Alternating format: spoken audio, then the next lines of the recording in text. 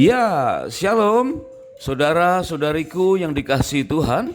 Pada episode kali ini kita akan belajar tentang bagaimana mempraktekkan RC atau RC atau rasa cukup dalam pernikahan. Sebab rasa cukup sekarang ini adalah barang langka dalam pernikahan. Nah, sudahkah kita berencana mengadakan perjalanan honeymoon yang kedua? Channel ini ditujukan agar kita berkesempatan mengadakan perjalanan bulan madu kedua. Sebab saat-saat semacam itulah sebagai saat yang tepat untuk kita belajar dari kesalahan. Tentu dengan saling rendah hati dan banyak berbincang berduaan saja bersama dengan pasangan. Nah, pada episode ini jika ada pendapat, kesaksian, atau pertanyaan tentang tema atau pernah menjumpai hal-hal yang demikian di sekitar kita, silakan ditulis di kolom komentar supaya menjadi berkat buat yang lain. Nah, pada episode kali ini khusus kita belajar seputar bagaimana mempraktekkan rasa cukup dalam pernikahan. Yuk kita mulai. Kembali kita mengacu pada Ulangan 24 ayat yang kelima, dikatakan bahwa tahun pertama setelah menikah, dan ini tentu kita harus ulang di tahun-tahun berikutnya, yaitu secara khusus suami istri memprioritaskan hubungan dengan pasangan. Bagaimana mengelola pernikahan untuk saling menyenangkan atau saling menyukakan hati pasangannya. Sebab Tuhan sudah memberikan contoh-contoh tentang hal itu.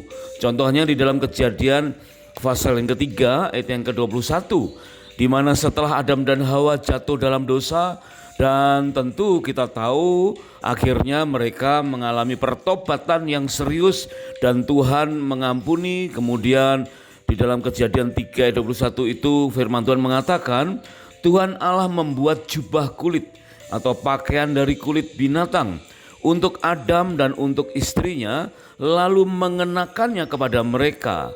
Nah, inilah yang kita dapat duga sebagai honeymoon yang kedua, yaitu pernikahan pemulihan, di mana Tuhan mengampuni kesalahan Adam dan Hawa dan kemudian mencukupkan apa yang mereka butuhkan, bukan saja secara materi. Memang nampaknya kalimat ini di dalam Kejadian 3 ayat yang ke-21 nampak seolah-olah hanya sebatas materi, yaitu membuat jubah kulit. Ya, Tuhan merelakan pencurahan darah dari mungkin seekor atau 2 ekor binatang untuk dibuat jubah kulit, ya, yaitu jas pengantin yang mahal dan gaun pengantin yang elok, ya, yang anggun, dan itu bertujuan untuk mencukupkan kebutuhan Adam dan Hawa di dalam rangka pemulihan. Dan ini tentunya lebih dari sekedar cukup, bukan hanya sekedar materi, tetapi penerimaan, pengakuan bahwa mereka kembali dipulihkan dalam pernikahannya. Nah, Tuhan disebutkan yang melabas atau mengenakan jubah atau gaun dan jas pengantin dari kulit binatang. Demikian juga dilakukan oleh Tuhan Yesus pada saat dia memulai kemesiasannya. Dikatakan Yesus sebagai Yehova Jireh, dia menyediakan anggur yang terbaik, dan tentu ini sesuatu yang lebih dari cukup, di mana pernikahan di Kana dipulihkan yang seharusnya mengalami bencana, nyaris gagal, walaupun sudah punya pemimpin pesta yang direncanakan 7 hari 7 malam dalam pesta pernikahan menurut adat orang Yahudi, tetapi mereka nyaris gagal karena kehabisan anggur. Dan Tuhan mencukupkan itu semua. Yesus sebagai Yehova Jireh, dia melakukan apa yang dilakukan Allah pada saat pemulihan pernikahan Adam dan Hawa, yaitu menyediakan anggur yang terbaik bagi mempelai di Kana. Dan tentulah ini mendasari bagaimana kita harus berpada pada yang ada, harus bisa merasakan sesuatu yang Tuhan berikan, itu sesuatu yang cukup, bahkan lebih daripada cukup. Nah, pada masa honeymoon yang spesial, dengan hati yang terbuka untuk berkesempatan menguliti kelemahan dalam rumah tangga kita di masa-masa yang lalu, Mungkin kita perlu mengkoreksi kelalaian pola bergereja sebagai keluarga rohani dan menegur kesalahan di dunia kerja. Jadi benar-benar masa honeymoon ini adalah sarana untuk melakukan introspeksi dan rela belajar dari kesalahan. Kita tahu bahwa pada saat seorang pria atau seorang wanita masuk dalam suatu pernikahan, masing-masing mempunyai cara pandang yang berbeda. Mari kita perhatikan, ada perbedaan pengertian antara pria dan wanita tentang makna awal pernikahan. Perbedaan pengertian yang sering mengikis kebahagiaan dalam keluarga sehingga berpotensi kedua-duanya merasa apa yang dialami yang sudah diterimanya itu masih saja kurang cukup. Seorang pria contohnya pada umumnya menganggap bahwa pernikahan adalah suatu awal sebagai garis start. Hari pernikahan bukannya tidak penting, tetapi ada yang lebih penting dari sekedar hari pernikahan, yaitu setelah menikah akan ada kewajiban-kewajiban baru, harus begini, harus begitu. Menikah berarti mendapatkan tanggung jawab yang baru bagi seorang pria. Sebab itu sejak awal sudah bikin parno, ya ketakutan, khawatir, bahkan ingin cinta dan kecantikan serta pola belanja istri tidak berubah. Pria berpotensi takut ketahuan sesuatu atau beberapa hal yang harus dan tidak boleh lagi dilakukan sehingga tingkat stresnya lebih tinggi. Sedangkan bagi seorang wanita pada umumnya menganggap bahwa pernikahan adalah akhir dari perjuangan yang panjang, ya akhir dari pencarian identitas. Pernikahan sebagai garis finish. Bagi seorang wanita seringkali dengan menghela nafas panjang, akhirnya aku menikah juga. Wanita menganggap betapa pentingnya hari pernikahan yang spesial. Setelah hari H, udahlah gak usah dipikirin karena sudah mendapat pemimpin. Wanita menginginkan adanya perubahan dari beberapa sifat suaminya. Merasa saatnya berbagi, saya bisa, saatnya merealisasikan mimpi. Dan ingin berkata kepada semua orang, hai guys, lihatlah aku nanti setelah pernikahan ini. Pendapat sebagian besar pria dan wanita tersebut tentang makna pernikahan tidak seluruhnya benar dan juga tidak seluruhnya salah. Namun ketahuilah perlu adanya kesadaran yang baru bahwa apa yang dialaminya, apa yang diterima dari Tuhan seharusnya menjadi sesuatu yang cukup. Berarti kita perlu menyadari bagaimana perlu belajar tentang memaknai rasa cukup. Menurut seorang konselor pernikahan yang bernama Douglas Weiss, mengatakan bahwa pernikahan adalah sebuah perjalanan. Tentulah terdapat belokan, ada tanjakan, ada jalan yang menurun, bahkan kadang ada kemacetan, sehingga tidak semua keluarga secara otomatis dapat menikmati keindahan dalam perjalanan pernikahan dan merasakan sesuatu itu cukup. Karena tidak fokus pada penyediaan visi dari Tuhan, sehingga banyak suami atau istri atau bahkan kedua-duanya menganggap bahwa apa yang sedang dialaminya itu belum cukup. Ingatlah pesan Vance Havner pernah berkata, iblis tidak melawan agama. Wow, ini sesuatu pemikiran yang penting buat rumah tangga. Dikatakan iblis tidak melawan agama, dia lebih pintar dari itu. Iblis sanggup menghasilkan kekristenan palsu yang begitu mirip dengan yang asli, sehingga orang Kristen yang baik tidak berani melawannya. Nah, seringkali demikianlah keadaan sebuah pernikahan. Kita sulit melihat keharmonisan yang asli dan yang palsu. Kita sulit membedakan antara keluarga yang puas dengan apa yang dihadapinya, yang diterimanya dari Tuhan, atau yang merasa segala sesuatu masih kurang cukup. Maka milikilah kesadaran yang baru bahwa Tuhan telah memberikan banyak berkat melalui prinsip-prinsip firman-Nya mengenai struktur keluarga dan peran yang harus dipikul oleh setiap anggota keluarga, terutama dimulai bagi suami dan istri. Milikilah kesadaran yang baru dengan memperdalam pengertian yang mengatakan bahwa apa yang kita lihat dan apa yang kita baca perlu kita fahami maknanya dengan benar. Dalam hal ini, Mungkin melalui beberapa kali kesalahan, tetapi cobalah untuk kita belajar ulang dan sanggup memahami hikmah dari setiap peristiwa dan bersedia belajar dari kesalahan.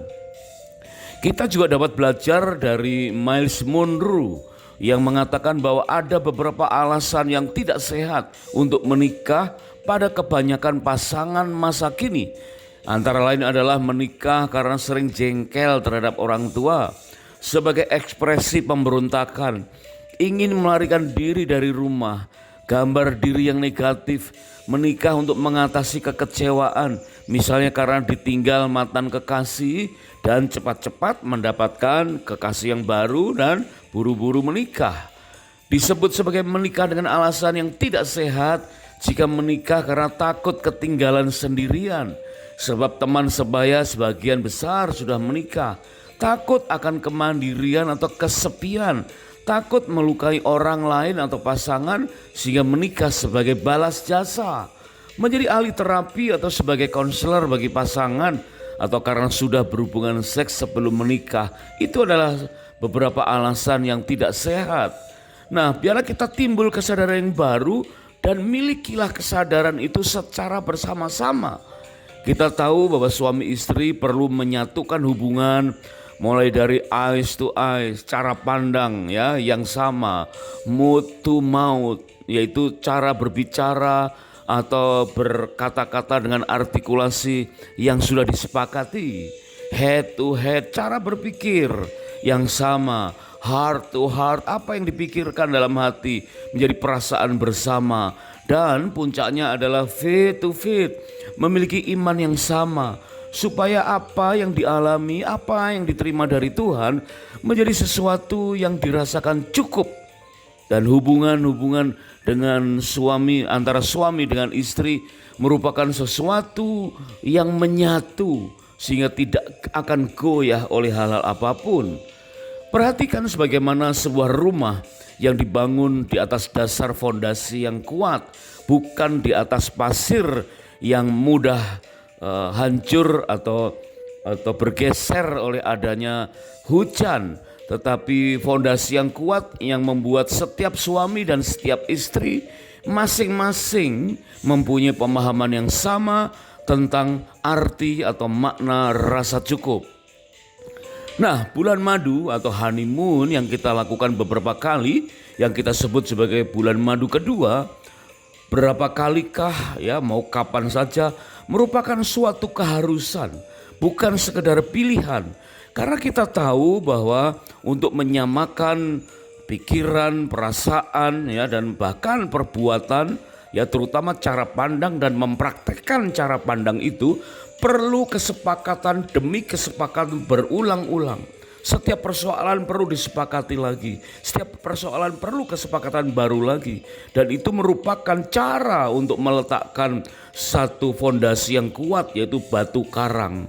Apakah kita mendirikan rumah tangga di atas tanah tanpa dasar, sehingga ketika banjir melanda rumah itu segera rubuh dan hebatlah kerusakannya, seperti dalam Lukas pasal yang ke-6 ayat 47 sampai dengan 49. Nah, mari kita praktekkan fondasi yang kuat, yaitu cara pandang yang benar tentang kehidupan, terutama secara ekonomi. Inilah sebagian dari makna kehidupan yang akan kita dapatkan dalam perjalanan honeymoon atau bulan madu yang kesekian dan yang kesekian kalinya. Teladan dari beberapa kitab-kitab Taurat yang berisikan tentang pengajaran mengenai pernikahan awal dan kehidupan berkeluarga, yang membuat pernikahan adalah kesatuan dari dua pribadi, masing-masing sebagai makhluk rohani yang berjiwa dalam tubuh yang bersifat sementara. Bapak, ibu, suami, istri yang sedang mengadakan honeymoon yang kedua, mari kita perhatikan ini, bahwa tidak mudah untuk menyatukan dua pribadi yang berasal dari family tree atau pohon keluarga yang berbeda. Ya, meskipun satu suku, satu iman, satu pendidikan, ya, dengan strata sosial yang mirip-mirip sama, tapi ketahuilah bahwa setiap pernikahan adalah kesatuan dari dua pribadi yang masing-masing sebagai makhluk rohani yang berjiwa dalam tubuh yang bersifat sementara. Dan makhluk rohani yang berjiwa itu mempunyai PPK, mempunyai pikiran, perasaan, dan keinginan yang berbeda. Dan jiwa itu banyak dipengaruhi oleh apa yang kita lihat, apa yang kita rasakan, apa yang menjadi motivasi banyak orang yang mengintervensi kehidupan kita, yang akhir-akhir ini mulai marak dan sangat mengganggu, dan itu terlihat di beberapa media sosial. Kita ingat atau kita perhatikan istilah YOLO, ya, YOLO, you only live once, dikatakan ya, bahwa kita ini ya hidup cuma sekali, nikmatilah ya. Jangan lupa untuk menikmati kehidupan yang hanya sekali itu. Nah, dari dasar ini saja seolah-olah bisa mendorong kita untuk melalaikan prinsip rasa cukup. Kemudian ada lagi di media sosial FOMO, ya, FOMO, fear of missing out, atau JOMO, joy of missing out. Ya, artinya jangan sampai kita ketinggalan dengan orang lain. Wah, sudah hidup ini hanya sekali, ketinggalan dengan orang lain rasanya hampa bagi beberapa pasangan.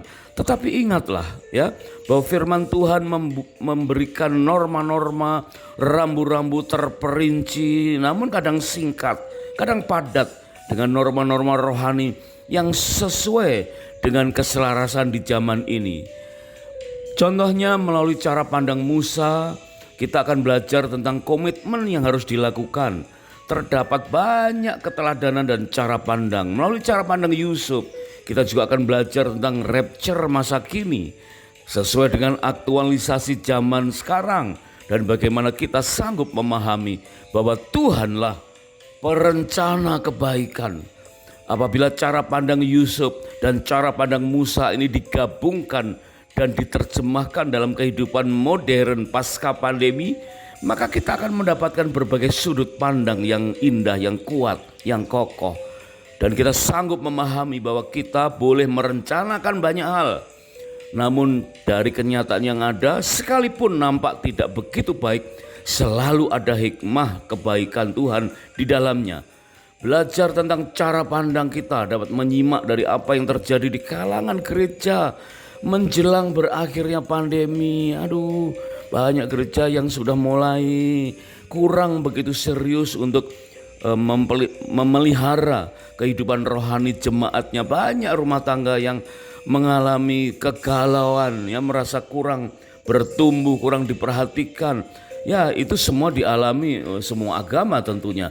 Tetapi ketahuilah bahwa bisa saja kita sedang di rapture dari sesuatu yang tidak seharusnya kita alami. Ya, hari ini dengan cara bagaimana kita menyusun dan mengelola keuangan rumah tangga kita.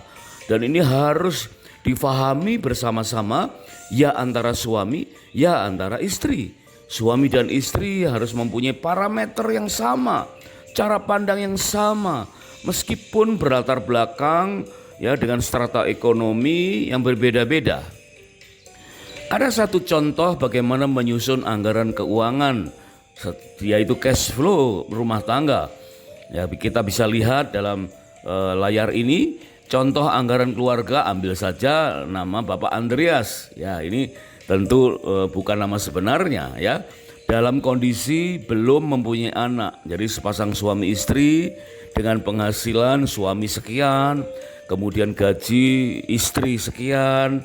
Ya, coba kita alokasikan atau kita perkirakan menurut kebutuhan kita masing-masing, sehingga jumlah pengeluaran bisa ditetapkan sekian dengan perincian. Yang pertama persepuluhan, yaitu kewajiban untuk Tuhan. Ya, kemudian ya pajak dan lain-lain, ya tentu sesuai dengan transaksi yang kita lakukan. Kita mungkin bisa mengalokasikan tabungan mungkin 10%, 20%, ya. Kemudian cicilan rumah sudah jelas yang sudah biasa kita lakukan. Dan kemudian parameter yang lain, pengeluaran-pengeluaran, misalkan kebutuhan umum, air, listrik, gas, iuran keamanan dan kebersihan, misalnya saja 750.000 setiap bulan. Ya, telepon, pulsa HP, wifi, mungkin sekitar 500.000. Belanja harian plus belanja bulanan beberapa barang-barang penting sekitar 2,4 juta ya. Kemudian kebutuhan transportasi sekitar 1 juta. Kalau itu pun kalau sudah punya kendaraan sendiri. Atau hiburan, rekreasi, BPJS dan lain-lainnya 1 juta. Nah, coba perbandingkan antara penghasilan dan pengeluaran yang di atas tadi, sekarang berapa saldonya ya. Nah, meskipun katakanlah kita merasa kurang pada awalnya, tetapi dengan belajar rutin dari bulan ke bulan, tentu kita bisa mendapatkan kesetimbangan ya, keseimbangan antara kolom kiri dan kolom kanan. Karena ada prinsip uang yang lebih banyak tidak menyelesaikan masalah jika pengeluaran tidak terkontrol. Nah, sekarang kita belajar untuk mengontrol pengeluaran dengan cara menyusun anggaran keuangan, ya cash flow rumah tangga. Itu hanya sebagai ilustrasi ya. Itu pun berbeda ketika sudah mempunyai anak dan lain sebagainya. Artinya kita mulai belajar secara rutin dengan apa yang terjadi dalam kehidupan kita sehari-hari. Dan setiap orang, setiap rumah tangga, baik suami dan istri, itu mempunyai kendala yang berbeda-beda. Berarti mempunyai sesuatu yang harus dijaga secara spesifik ya, tidak bisa meniru atau mencontoh atau terkamiri ya, atau keinginan untuk menyamakan atau menyaingi keluarga yang lain ya. Dalam hal menyusun anggaran keuangan sifatnya pribadi dalam rumah tangga yang harus disepakati suami istri secara internal. Nah, bagaimana sikap yang benar tentang uang menurut firman Tuhan? Ya, supaya kita bisa mealokasikan, menyusun anggaran itu dengan prinsip dan pengertian-pengertian yang benar sesuai dengan firman Tuhan. Ada beberapa prinsip yang penting yang perlu kita miliki. Yang pertama adalah belajar untuk merasa puas, yaitu 1 Timotius 6 ayat 6-8 dan Ibrani 13 ayat yang kelima. Rumusannya adalah merasa cukup ya. Bagaimana kita belajar untuk merasa cukup. Jadi puas itu artinya cukup dengan apa yang Tuhan izinkan kita terima.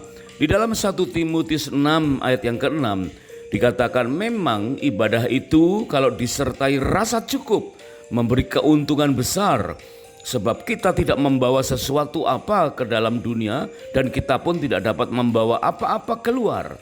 Ayat yang ke-8, asal ada makanan dan pakaian cukuplah. Nah, ada 2 kali kata rasa cukup dan cukuplah.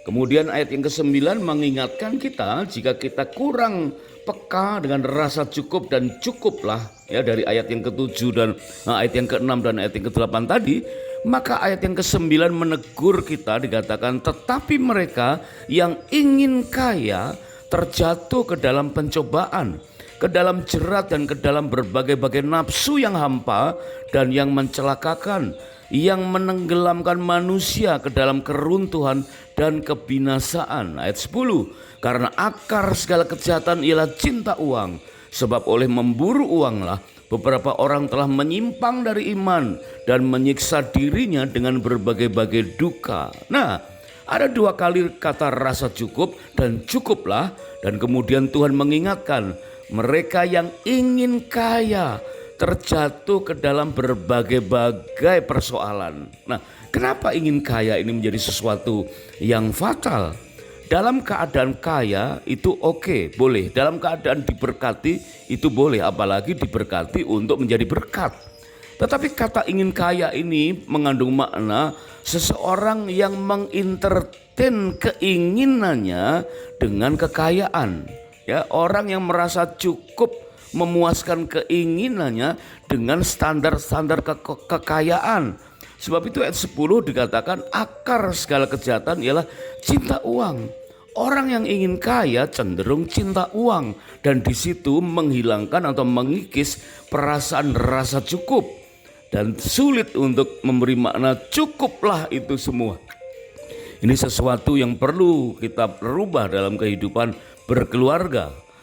Di dalam Ibrani pasal 13 ayat yang kelima, firman Tuhan berkata, janganlah kamu menjadi hamba uang dan cukupkanlah dirimu dengan apa yang ada padamu.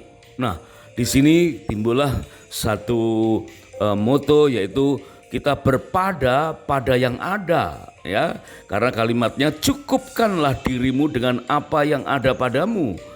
Ya, bukan berarti kita kemudian ya menerima apa saja yang ada dan akibatnya kita tidak berupaya apapun, menjadi orang yang loyo, yang datar-datar saja. Tidak demikian tentu, ya. Kita harus on fire, harus tetap semangat, ya. Semangat beribadah, semangat mencari Tuhan, dan semangat bekerja, semangat mengelola keuangan dalam rumah tangga. Tetapi apa yang kita terima dari Tuhan, cukupkanlah dirimu dengan apa yang ada. Dan itu merupakan prinsip belajar untuk merasa puas. Sehingga rumusannya adalah P plus L sama dengan RC atau RC, yaitu rasa cukup. Apa itu P plus L? Yaitu prinsip Tuhan, tadi ayat-ayat firman Tuhan yang kita baca, dan plus percaya, dan L-nya adalah lakukan. Wah, kelihatannya sederhana, tetapi tentu tidak sesederhana itu untuk mempraktekannya.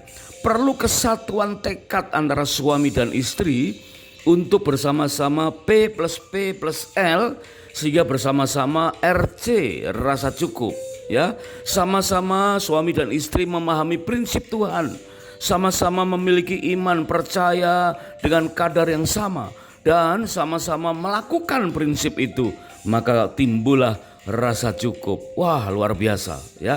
Sebab itu berikutnya, setelah kita memahami rumusan ini, maka kita akan dapat belajar untuk menghindari rasa iri hati.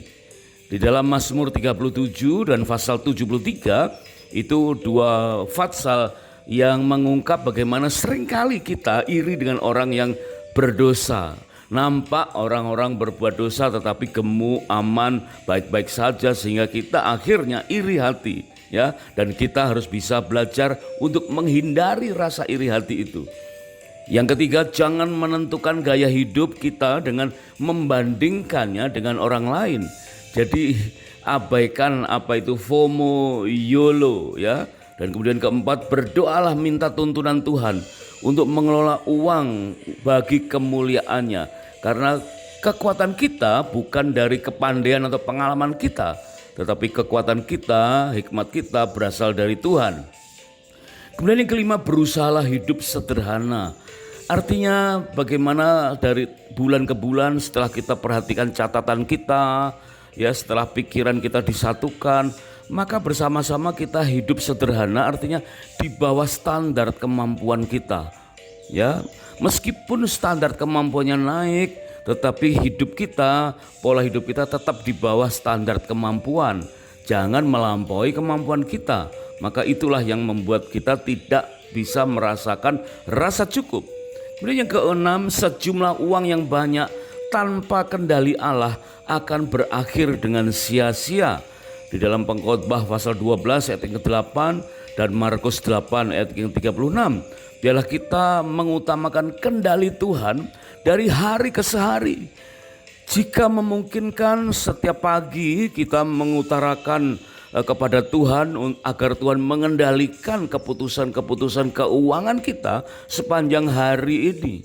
Dan kemudian setiap malam kita mulai mengevaluasi pengeluaran dan kegiatan ekonomi kita, dan kita kembalikan kepada Tuhan untuk Tuhan meluruskan apa yang kurang lurus. Kemudian yang ketujuh, janganlah serupa dengan dunia ini dalam Roma 12 ayat yang kedua. Dan inilah yang terjadi dalam kehidupan banyak pasangan suami istri. Hidupnya serupa dengan dunia. Mereka bersaing-saingan satu dengan yang lain. Dan kita harus mengenali pribadi keuangan masing-masing. Pribadi keuangan suami dan pribadi keuangan istri harus dibicarakan, harus disepakati. Mungkin dalam episode yang akan datang kita bisa perdalam tentang perilaku keuangan masing-masing orang sesuai dengan kepribadiannya, yaitu antara lain saver, senang nabung, spender, senang belanja, risk taker, nekat, security seeker, cari aman, flyer, suka bersenang-senang. Nah, Mungkin di antara kita masih belum paham tentang kepribadian keuangan ini, sehingga seringkali jatuh bangun dalam persoalan keuangan dan sulit untuk merasa cukup. Nah, apa yang terjadi? Meskipun kita sudah berupaya untuk mengatur planning, anggaran, cash flow dengan rapi, meskipun semua sudah diperkirakan, tetapi tidak semuanya berjalan dengan sempurna. Nah, dalam perjalanan bulan madu kali inilah kita akan dapatkan pembelajaran bahwa uang yang lebih banyak tidak menyelesaikan masalah jika pengeluaran tidak terkontrol. Suami istri, biarlah kita saling topang, saling dukung, ya, melakukan otorisasi firman Tuhan, di mana suami sebagai kepala, pengambil keputusan, dan istri sebagai penolong, pelaksana dari keputusan suami. Kita akan mendapatkan pesan Tuhan di dalam 1 Petrus 3 ayat yang ke-7. Mengapa suami harus memprioritaskan istri untuk berbahagia, dan demikian juga istri mengutamakan suami agar hidupnya berbahagia? Firman Tuhan itu berkata, demikian juga kamu hai suami-suami, hiduplah bijaksana dengan istrimu sebagai kaum yang lebih lemah. Hormatilah mereka sebagai teman pewaris dari kasih karunia, yaitu kehidupan, supaya doamu jangan terhalang. Alangkah indahnya prinsip firman Tuhan ini dalam hal pengelolaan keuangan agar mempunyai rasa cukup, yaitu dikatakan suami dan istri harus hidup bijaksana. Ya, karena istri meskipun sebagai penolong yang harusnya lebih kuat, lebih bijak, tetapi ditaruh oleh Tuhan menjadi pribadi yang lebih lemah, ya, di bawah otoritas suami. Dan suami benar-benar bisa mengasihi istrinya, dan istri tunduk kepada suami, sehingga keduanya menjadi teman pewaris. Artinya jika suami istri sepakat menyatu pikiran, perasaan, keinginan, jiwa dan rohnya, maka doa suami dan istri tidak akan terhalang. Wah, ini indah sekali, sehingga mampu memahami tentang rasa cukup. Dan akhirnya seperti dalam Kejadian pasal 1 ayat yang ke-31, firman Tuhan berkata, apa yang dilakukan oleh Tuhan bagi Adam dan Hawa disebutkan sebagai sungguh amat baik, mehodetobe, bahwa apa yang Tuhan izinkan kita terima itu adalah sesuatu yang mehodetobe, yang sungguh amat baik, sehingga kita bisa merasakannya itu dengan rasa cukup. Keadaan-keadaan semacam itulah contoh betapa pentingnya hidup dengan rasa cukup, dan bagaimana kita belajar seputar mempraktekkan rasa cukup dalam kehidupan kita sehari-hari. Dan kita tahu rumusannya adalah P plus L sama dengan RC, yaitu prinsip Tuhan ditambah percaya dan melakukan, maka timbullah rasa cukup. Sebab itu mari bersama-sama suami dan istri sepakat, ya, untuk mempraktekkan kiat-kiat supaya kita mampu menghidupi rasa cukup atas apa yang Tuhan sudah berikan. Terima kasih sudah menyimak. Kami sangat bersukacita jika episode ini dapat menjadi berkat. Dan terima kasih jika berkenan untuk subscribe atau like, dan silakan di-share ke pasangan yang lain. Jika ada kesaksian atau kendala-kendala dalam melakukan rasa cukup ini, silahkan menuliskannya di kolom komentar supaya kita semua bisa saling memberkati.